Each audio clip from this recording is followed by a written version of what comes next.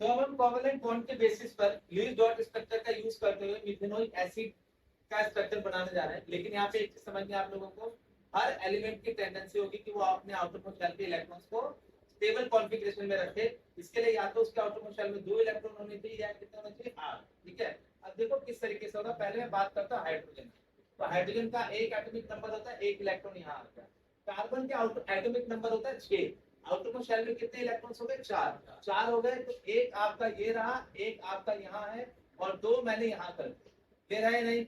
आगे सभी को समझ में? अब हम बात करते हैं ऑक्सीजन की। ऑक्सीजन की अगर आप बात करते हैं तो ऑक्सीजन का एटॉमिक नंबर कितना होता है? 8। आउटरमोस्ट शेल में कितने इलेक्ट्रॉन्स होंगे? 6।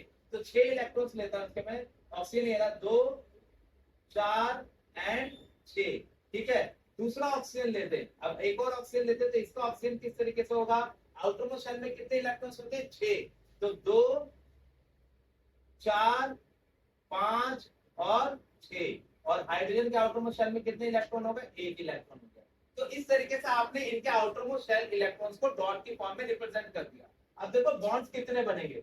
बॉन्ड्स की अगर आप बात करोगे तो इसके देखो यहाँ पे 2 इलेक्ट्रॉन पूरे हैं। तो इस कार्बन और हाइड्रोजन के बीच में क्या लगेगा? सिंगल बॉन्ड, क्योंकि सिंगल कोवैलेंट बॉन्ड है।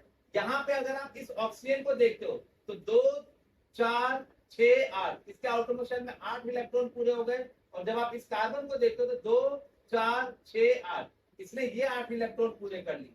तो इसके यहाँ पे तो क्योंकि 2 पेयर ऑफ इलेक्ट्रॉन शेयर हो रहे थे तो यहाँ आ गया डबल बॉन्ड। यहाँ 1 पेयर ऑफ इलेक्ट्रॉन शेयर हो रहा था, यहाँ आ गया सिंगल बॉन्ड। और फिर इस ऑक्सीजन और हाइड्रोजन के बीच में भी 1 पेयर ऑफ इलेक्ट्रॉन शेयर हो रहा था, तो क्या आ गया? Single bond. इस ऑक्सीजन को देखो 8 बॉन्ड ये पूरे रहे, हाइड्रोजन को देखो 2 बॉन्ड ये पूरे रहे।